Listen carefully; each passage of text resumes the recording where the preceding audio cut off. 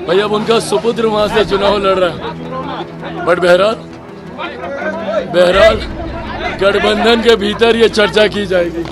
नमस्कार, आप देख रहे हैं देशवा न्यूज। मैं हूं प्राची सिंह आपके साथ।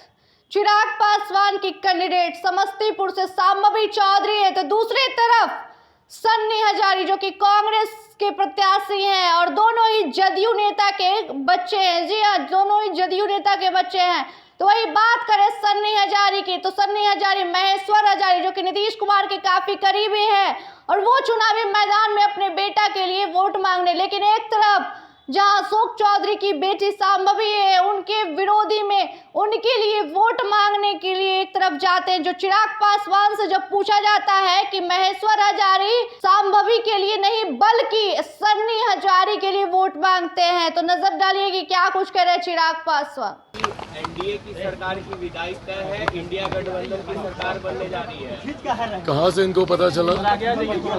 इतनी ज्ञान प्राप्ति इनको कहाँ से हुई? और अगर इतने ही भविष्य वक्ता हैं तो 2014 में काहे नहीं भविष्यवाणी सही हो गई थी, या 2019 में इनकी भविष्यवाणी क्यों नहीं सही हो गई थी? देखिए, हकीकत है, इस बात को हम बहुत हाईलाइट करके बोलते नहीं हैं, बल्कि हकीकत है कि बिहार की जनता ने इनकी विदाई बहुत पहले तय कर दी थी। अगर 2020 में जो एनडीए का स्वरूप आज है वही एनडीए का स्वरूप उस वक्त रहता, अगर किसी भी कारणवश अगर हम 2020 में एनडीए गठबंधन से अलग नहीं होते और अलग होकर अगर हम चुनाव नहीं लड़ते, तो आज इनकी पार्टी, जो घमंड है इनको अपने विधायकों का, आज इनकी पार्टी संभवतः दहाई का आंकड़ा भी पार नहीं कर पाती। तो ऐसे में जो भविष्यवाणी ये दूसरों के लिए कर रहे हैं, इनकी विदाई तो बहुत पहले तय हो चुकी है। कांग्रेस के उम्मीदवार के पक्ष में समस्तीपुर में प्रचार कर रहे हैं। हाँ भाई, अब उनका सुपुत्र वहां से चुनाव लड़ रहा है, बट बहरहाल गठबंधन के भीतर ये चर्चा की जाएगी।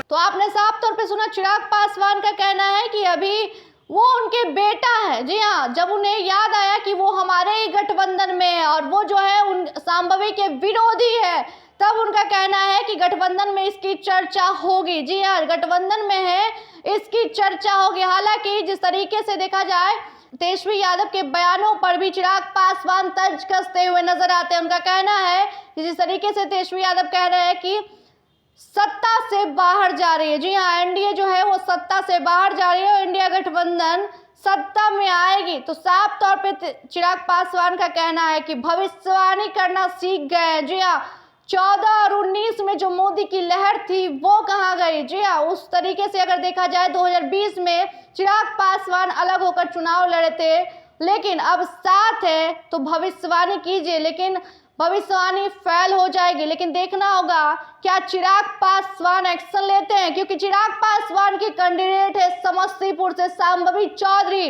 लेकिन दोनों ही जो कैंडिडेट थे वो जदयू के नेता यानी कि नीतीश कुमार के काफी करीबी नेताओं में से दोनों एक हैं और वहीं उन्हीं के दोनों के बच्चे इस बार चुनावी मैदान में है।